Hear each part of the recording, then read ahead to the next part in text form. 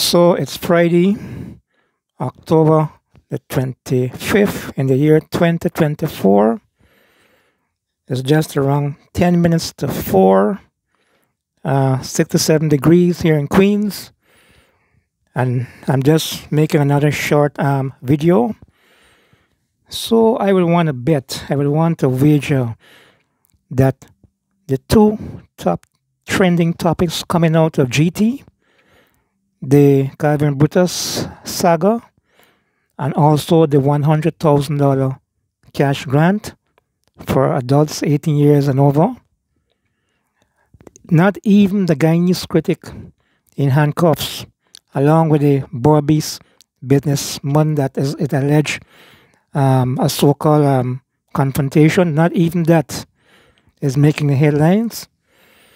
The video of the critic and the Barbies businessman that has been pushed right back into the background.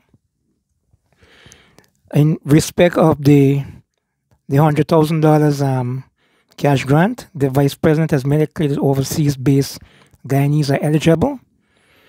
Right at this minute, as I speak, some Guyanese over here, and not even over here, other parts of the world, are plotting, scheming, what in terms of timing to go back home and get that money. But according to the vice president, you have to go back to Guyana. You have to register. You have to collect the money in Guyana using either a ID card or a passport. Obviously, a Guyanese ID, Guyanese passport. That's why you see I always believe in maintaining my, even though I'm a naturalized American citizen, I always believe in maintaining my Guyanese passport. Some people are so far-minded that they decided, no, I don't need to renew my Guyanese passport. I'm an American citizen now. So if you're in that category, well, sorry for you. You're seeing that they're working an app, and when the app is up and running, then they're going to start the process. I think, according to his press conference, the process is supposed to take 5 months. And these monies will be given out in the form of checks. So I guess you may have to verify your address. So that is not an easy situation for those of you who are planning to go back home to collect that money. You have to know the timing and that kind of stuff. I also noted the VP was lamenting about PPP cases versus PNC cases in the courts. He's saying that the PNC cases are called very quickly. And he's alleging that the PPP cases take years to call. So that would answer your question about why some of these top judicial officials are not being confirmed. They're only acting. If the ruling government sees that you're taking long with the cases, what do you expect them to do? They're not going to confirm you. You don't have to get a degree to see that. Anyhow, I'm going to be playing a clip of the Guyanese critic asking the VP about the Brutus saga. And after that clip, this is an excerpt of the vice president at his press conference yesterday. I'm going to be playing a clip of the opposition leader's press conference today. Dr. JAGDEO, Michael Rodriguez, Daybreak News. As it relates to the Brutus matter, there's been some new revelations today this morning by an online news entity that have been echoing Mr. Brutus's sentiments recently. And it suggested that Brutus had a cat of bags, a bag of cats that he's going to let out. Are you worried that some of those cats might be PPP cats? No, but he could let out cats, dogs, pigs, anything that he has and he wants to let out, let him let it out. It is I think it's a form of blackmail.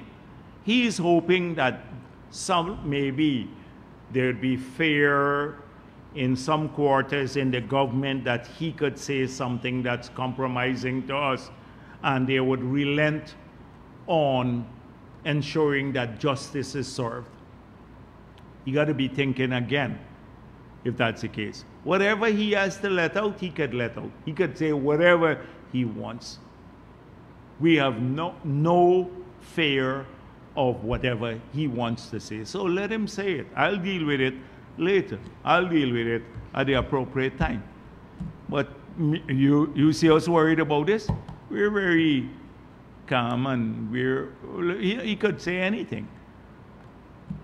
Dr. JAGDEO, secondly, 4 years on after the March the 2nd election that took 5 months to get the results, charges have been laid against a number of individuals. It seems the next election is going to come, and you know, citizens are worried that these same people exist and no justice has been served in fairness and in light of democracy. Yeah. How is the government, what's the government doing about this and willing to tell the people? It's a reflection of what's going on. As I said, there seems to be two standards in this country. If the case involved anyone from the PPP, they rush through the court system. And then if they involve APNU individuals, PNC individuals, years would pass, nothing comes out of it.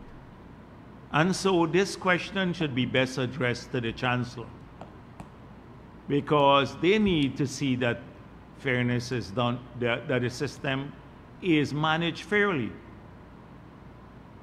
So I'm very concerned about it.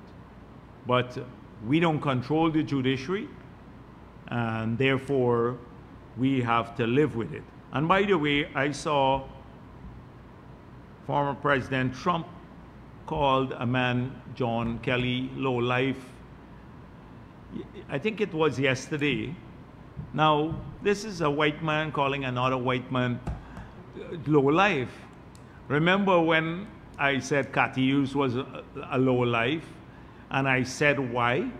Because of her distortion of my track record as president in relation to the Venezuelan matter, and her own track record in her ministry corruptly awarding contracts to herself. I said why I called her a low-life. They said it was a racist attack, that calling someone a low-life means you're calling them Afro and stuff like that. But I was interested to see Trump. It was interesting to see Trump, President Trump, call another white man a low-life. So you can have low-lives in any race and any religion. If you're a low-life, you're a low-life. Vice President, good afternoon. I have a question in relations going back to the cash grant distribution. Mm-hmm. It's a question that's been asked by many persons, especially those in the diaspora. The question is, can there be proxies being done to uplift the cash grants? No proxies. No proxies. We're not tolerating proxies. Okay, thanks. The next thing, a man goes around Brooklyn or Queens, and they then get 1,000 proxies. Everybody sign up.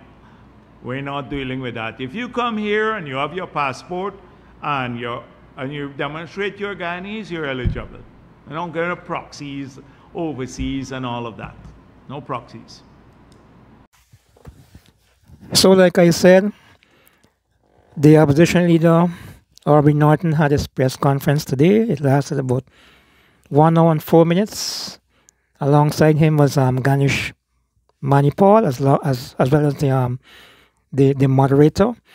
I'm just going to reading a press statement here before I play excerpt of the press conference on the PNC. Press conference statement, PPP creating another avenue for corruption. Now this is from the PNC press conference. Every time JAGDEO, Ali and the PPP speak about a one-off cash grant, they manifest the incompetence, lack of a plan, and the divisions that exist in the PPP. While we believe that Guyanese from the diaspora who are in Guyana register and have a national identification card should be able to access the $100,000 one-off cash grant, we are deeply concerned that what JAGDEO and the PPP are doing is creating another avenue for corruption. The announcement by Second Vice President JAGDEO that Guyanese overseas with national identification cards will receive the $100,000 cash grant is just another avenue for the corrupt PPP elite, their families, friends, and favorites to enrich themselves at the expense of the people of Guyana. In the first case, the government said that this cash grant is to help Guyanese with a high cost of living. It is unimaginable that they were referring to Guyanese from the diaspora who are at home at the time of distribution and therefore were not experiencing the high cost of living. Clearly, this is another of JAGDEO's wildcat schemes that emerged after Ali's announcement. In addition, it is evident that there is a serious and obvious division between JAGDEO and the president, since nowhere in President Ali's pronouncement it would suggest that Guyanese overseas would benefit. This solidifies the view that there are significant differences between the president and his boss, VP JAGDEO, and that the PPP does not have a plan and is involved in knee-jerk reactions to the pressure being applied by the opposition. The above apart, this diaspora's entitlement opens new opportunities for more PPP corruption, since it's well known that the PPP has the ID cards of many of its supporters who reside overseas. And the same way they misuse them in the general and regional elections in 2022, they are likely to do the same in this nefarious scheme concocted by JAGDEO. This new pronouncement also raises the question, how is it you had no money to pay a little below 15,000 teachers, but you are finding money to pay thousands of Guyanese in the diaspora? Clearly, PPP mischief is afoot, and they do not care for the people of Guyana and are merely seeking to enrich themselves. We welcome the news that the PPP has agreed with the opposition proposal to pay all those persons who are 18 years of age on the 31st of December 2024 rather than January 2024, since such a move would have deprived young Guyanese of their entitlement for 2024. The entire situation is concerning since the PPP is prone to forgery, bribery, and corruption. When it is recalled that JAGDEO himself had to apologize for forgery committed by his activists in the June 2023 local government elections, one cannot expect the leopard to lose his spot. This scheme to pay people in the diaspora is just another scheme to facilitate the PPP corruption and provide money for the 2025 general and regional elections. The opposition is also calling on the PPP to use a similar system, such as an GCOM registration process. That is, the opposition must have a scrutineer when the payment is being made to verify each registered Guyanese receiving the cash grant. They will go a far way in ensuring transparency and accountability and avoid a repeat of the corruption and discrimination that mar the COVID-19 cash transfer. I'm now going to play an excerpt of the opposition leader and MP Ganesh Mahipal. Ms. Williams? Good morning, Trina Williams, Guyana Chronicle. Mr. Martin, coming back to the first part of your press statement, your criticism surrounding the diaspora being eligible for the cash grant. Do you believe that Guyanese in the diaspora shouldn't benefit from local initiatives? Since there is evidence of their support over the years to Guyana's economic advancements. Could I read back for you in the event that you didn't hear? While we believe that Guyanese from the diaspora who are in Guyana, registered and have a national identification card, should be able to access the 100,000 one-off cash grant, we are deeply concerned that what JAGDEO and the PP are doing is creating another avenue for corruption. We are not opposed to Guyanese benefiting from anything in Guyana. Of course, we expect it to be structured. We expect it to be transparent, and there is accountability. Our concern is that the PPP doesn't do these things because they like the people of Guyana. I think JAGDEO would have gotten up. The idea comes to his head. He recognizes it has potential for corruption and for money to be made for both them and the PPP. And they throw it out. Why wasn't this issue? Why... you started by talking about households, okay?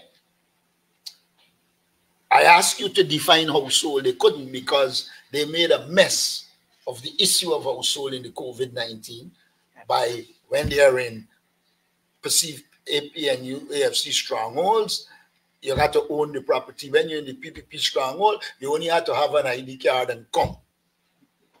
So the point that is being made here is that the focus is not on helping the people of Guyana in a structured way.